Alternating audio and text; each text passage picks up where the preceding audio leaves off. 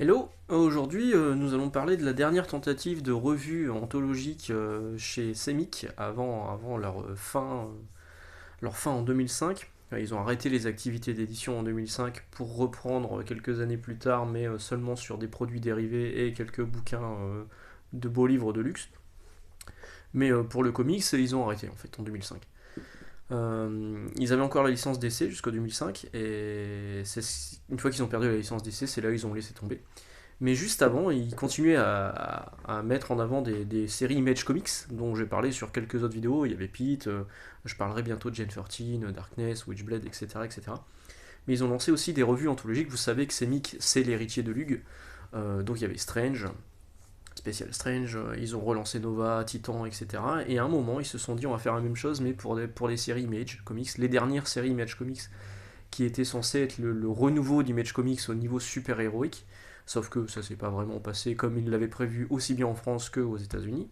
Et du coup, ils ont lancé cette revue qui s'appelait Image Comics, tout simplement, hein. Donc ça date de, je ne sais plus, 2013, je crois.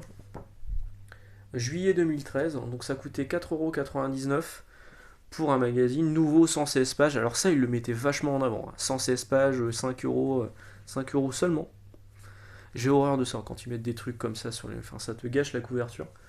Donc dans ce magazine, vous aviez Venture qui sera une mini-série Image Comics en 4 numéros. Donc on aura tout l'intégralité de cette mini-série en français. Firebriefer, première mini-série, pareil, on aura l'intégralité en français du coup. Invincible, donc du coup on aura les 4 premiers numéros et c'est Invincible, la première parution VF, ce sera là-dedans, ce sera dans Image Comics. Donc c'est les premiers numéros, donc du coup c'est ceux qui sont dessinés par Cory Walker, qui était encore très maladroit dans son dessin. Ne vous arrêtez pas à Cory Walker, dès que Ryan Otley arrive, le dessin monte en flèche, c'est une grosse tuerie. Invincible, je l'ai toujours dit, il faut pas s'arrêter au premier tome, faut aller au moins jusqu'au deuxième, et la fin du deuxième, là on est accro quoi. Oui, je vous parle tout le temps d'Invincible, mais c'est normal, il faut lire Invincible. Et Strangers, alors Strangers c'est une série que moi je lisais pas parce que je m'en foutais, en fait c'est du comics français. Déjà, alors oui, il y a des bons comics français, mais j'ai du mal. C'est comme les mangas français qu'on appelle parfois les frangas. Voilà, pour moi, c'est pas du manga, quoi. Oui, alors je suis un peu obtus et buté là-dessus, mais bon voilà, Stranger, en plus de ça, c'est moche et c'est pas intéressant. Donc, et là, en plus, c'était la suite d'autres épisodes parus dans une autre revue. Donc autant vous dire que c'était complètement inintéressant. Donc, en juillet 2013, donc ça arrive. À l'intérieur, Venture numéro 1, Jeff Harber et Jamal Eagle au dessin. Firebriefer, c'est Phil Lester. Donc Phil Lester, on le connaît sur... que je confonde pas, Phil Lester, c'était Powers. Non, c'est Hemming. Je sais plus sur quoi il a bossé Phil Lester. Je crois qu'il a bossé sur les Green Arrow de Kevin Smith. Phil Lester, Andy Kuhn au dessin. Invincible, donc Kirkman et Walker. Et Stranger, Jean-Marc L'Officier, Fernando Blanco. Bon, voilà, on va faire l'impasse sur cette série-là.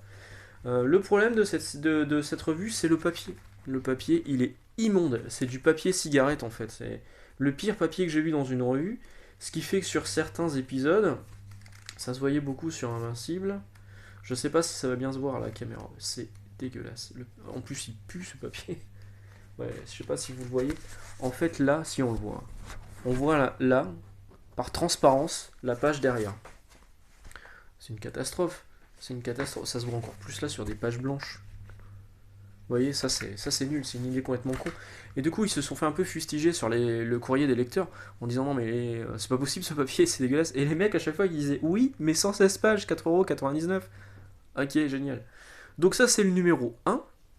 Donc, juillet 2013. 2 mois plus tard, on se tape un numéro 2, donc septembre 2013, 2003, septembre 2003. Donc, toujours les numéros Venture, Firebriefer, Invincible, Stranger. Donc, les numéros 2. Sur une couverture de Alexis Briclot, je crois, sur Strangers. Voilà. Pareil, le papier est toujours aussi moche.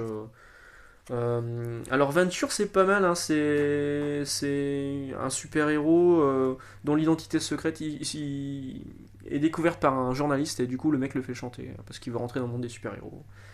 Alors, je crois que c'est ça, il y a un moment que je l'ai pas lu, mais grosso merdo c'est ça. Et c'était vraiment cool. Firebriefer c'est l'histoire d'un gamin qui est le fils d'un dragon et en fait il est dans une école normale mais sauf qu'il a une tronche à moitié dragon. Donc du coup forcément il se fait il se fait emmerder par ses camarades de classe. Invincible, bon, on va pas revenir dessus, hein, c'est le fils du Superman local qui va découvrir au fur et à mesure qu'il a ses pouvoirs qui arrivent, et il y aura une grosse révélation sur l'arrivée de son père et tout. C'est génial, Invincible. Le numéro 3 que vous avez là, donc toujours le numéro 3, des séries intégrées dedans, donc toujours 116 pages. Dernier numéro. Dernier numéro parce que ça marchait pas du tout, donc novembre 2003, ça marchait pas, tu m'étonnes, tout le monde gueulait, les séries étaient sympas mais peu connues, et puis 4,99, 116 pages, ok c'est bien, mais alors le papier, mais quelle catastrophe.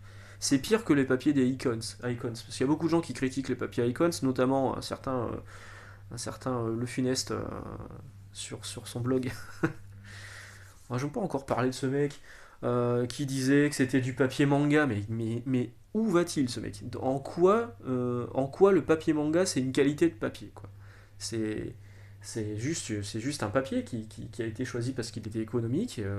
Alors il est ce qu'il est ce papier, il est correct, il est bien moins dégueulasse que ce que vous aviez là-dedans, quoi.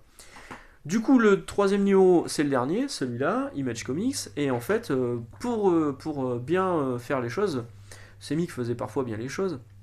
On critique souvent beaucoup Panini, mais Semik, ils en tenaient parfois une couche aussi. Ils ont quand même édité les derniers numéros, non pas dans un Image Comics numéro 4, mais dans un Collection Image numéro 17 à 4,60€. On oublie Strangers, chut, on dégage, de toute façon c'était pas bien. Et dedans, vous avez les épisodes 4 de Venture, donc la fin de la série, épisode 4 de Fire Briefer et épisode 4 de Invincible, sur un papier qui est de bien meilleure qualité. C'est ce qu'ils auraient dû faire dès le départ. Et au moins, du coup, ça termine soit les séries, soit les arcs en cours.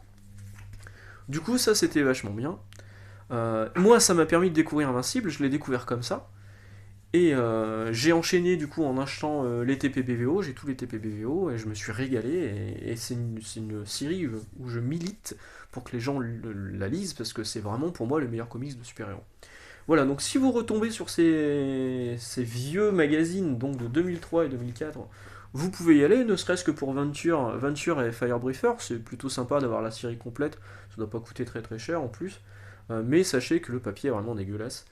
Et du coup, ça marquera la fin des tentatives éditoriales de chez Semik. Après, ils se reposeront que sur les séries qui marchaient vraiment bien, jusqu'à leur arrêt de publication en 2005. Voilà, sur ce, je vous souhaite une bonne journée, je vous laisse là. Vous allez voir d'autres vidéos qui vont arriver dans les jours qui viennent, évidemment, où je porterai le même t-shirt, non pas que je sois un crado étant né dans le 62. Non, c'est juste parce que je vais tourner quelques vidéos d'avance, parce que demain j'aurai pas le temps. Demain, même si, alors au moment où j'enregistre, demain ce sera jeudi de l'Ascension, moi je travaille. Voilà. Vendredi, je vous ai dit que j'ai visité une maison, donc là il faut que je fasse les papiers pour éventuellement l'acheter. Et puis samedi, grosse journée. Hein. Le samedi en ce moment, c'est vraiment c'est des journées de 9h, 19h, c'est compliqué en ce moment. Enfin, on a déjà fait pire, on a déjà fait 9h, 20h30. Voilà, sur ce, donc bonne journée, je vais arrêter de me plaindre, et puis à bientôt soit dans la librairie, soit sur la chaîne dès demain. Ciao!